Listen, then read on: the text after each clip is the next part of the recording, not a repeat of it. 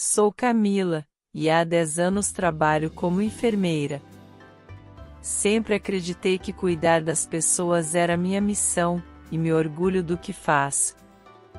Nunca pensei que minha dedicação ao trabalho pudesse se misturar com algo que ameaçaria a vida que construía ao lado de Henrique, meu marido há 6 anos.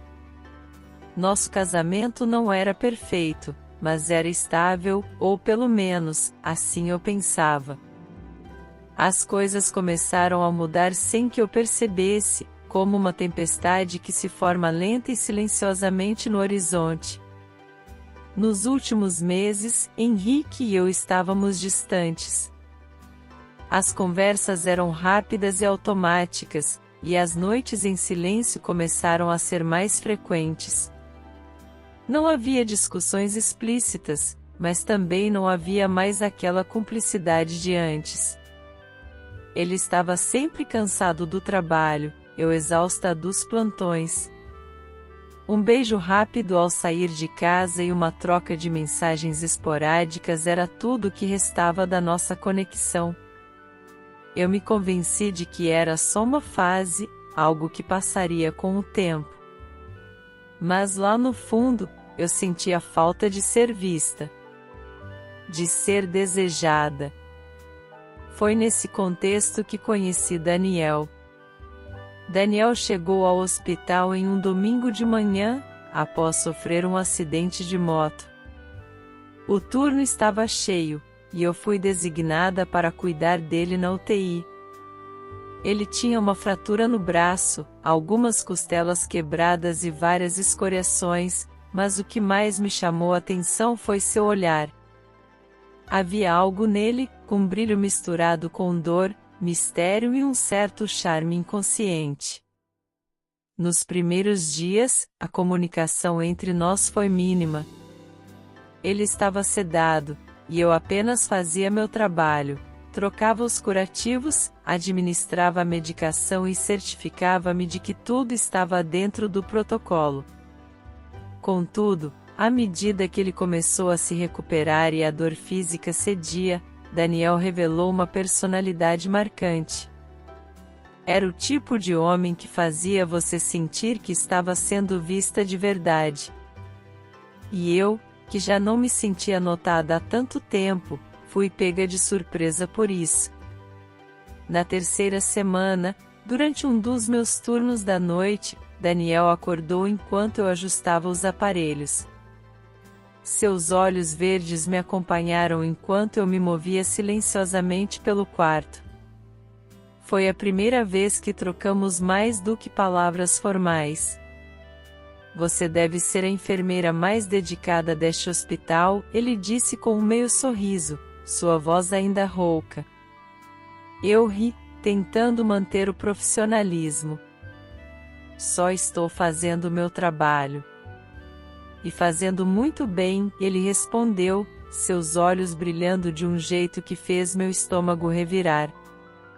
Não havia nada explícito em suas palavras, mas a maneira como ele me olhava era inegavelmente envolvente. Eu deveria ter cortado aquele momento ali. Deveria ter me lembrado de Henrique, do meu compromisso, das barreiras que eu nunca deveria atravessar. Mas não o fiz. A verdade é que, naquele momento, senti-me viva de uma forma que não senti havia meses. Com o tempo, nossas conversas se tornaram mais frequentes e íntimas. Falávamos sobre tudo, música, filmes, viagens que ele queria fazer quando saísse do hospital.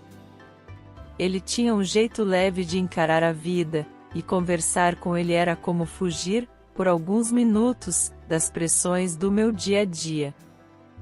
E, embora eu tentasse convencer a mim mesma de que não havia nada de errado, sabia que estava andando em terreno perigoso. Tudo mudou numa noite de plantão tranquila. O hospital estava silencioso, e eu fui até o quarto de Daniel para verificar seus sinais vitais.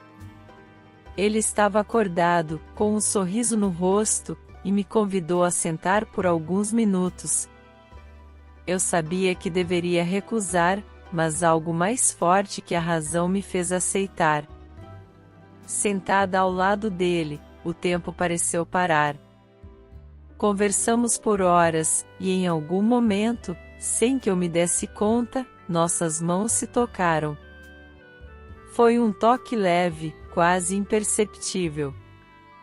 Mas o calor que percorreu meu corpo foi impossível de ignorar. Eu deveria ter me afastado naquele instante. Deveria ter saído do quarto e colocado um fim em tudo antes que fosse tarde demais. Mas não consegui. Camila, ele murmurou, seu olhar profundo prendendo o meu. Antes que eu pudesse pensar, ele segurou minha mão com mais firmeza e me puxou levemente para mais perto. Meu coração disparou. Tudo em mim gritava que era errado, mas meu corpo parecia não responder à razão. Estávamos perigosamente próximos, e a tensão no ar era palpável. Eu senti o cheiro suave do sabonete que ele usava, misturado ao aroma sutil dos curativos. Suas mãos, firmes e quentes, pousaram delicadamente no meu braço. Ele não fez nada além disso, mas o gesto foi o suficiente para me deixar sem fôlego. Foi uma daquelas situações em que o mundo inteiro parece desaparecer, e tudo o que importa é o momento presente. Aproximei-me dele de forma quase involuntária. Nossos rostos ficaram tão próximos que eu podia sentir sua respiração quente contra meus lábios. Não houve um beijo naquela noite. Não cruzamos essa linha. Mas o que aconteceu foi, de certa forma, ainda mais íntimo. Fiquei ali, com ele, por alguns minutos que pareceram horas.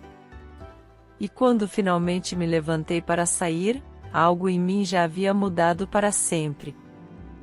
A partir daquele momento, cada encontro com Daniel se tornou um desafio para minha própria moralidade. Eu tentava manter a distância, mas algo sempre me puxava de volta. E cada vez que eu o via, sentia uma mistura intoxicante de desejo e culpa. No entanto, não demorou para que Henrique percebesse que algo estava errado. Ele não era bobo.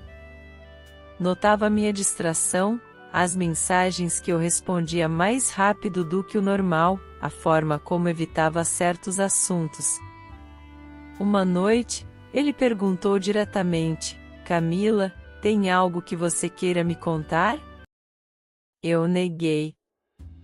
Sorri e disse que estava tudo bem, que era só o cansaço acumulado dos plantões.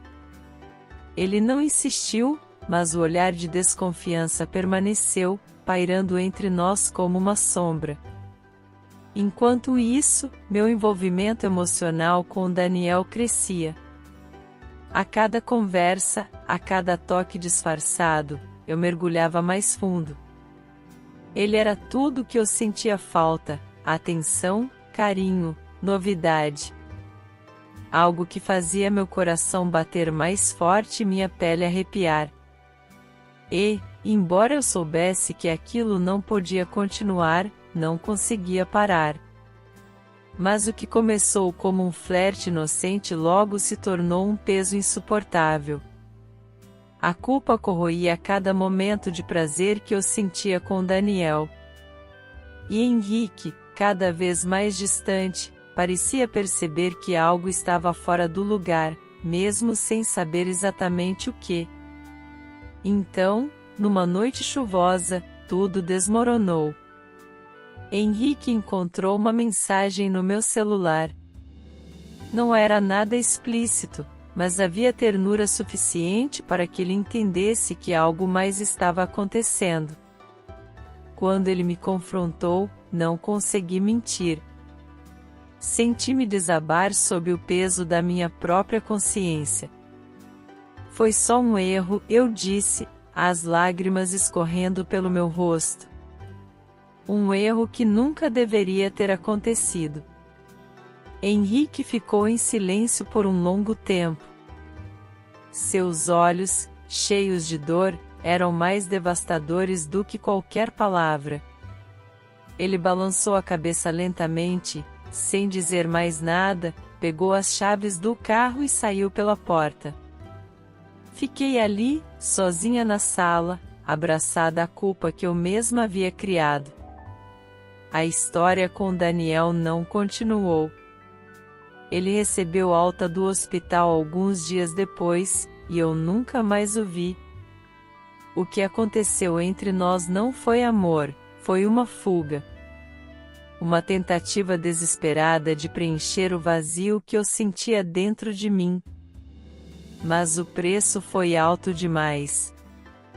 Meu casamento, meu refúgio, estava destruído. Henrique não voltou para casa naquela noite, e mesmo quando finalmente conversamos, as coisas nunca mais foram as mesmas. A confiança quebrou-se de uma forma que não podia ser consertada com desculpas ou promessas.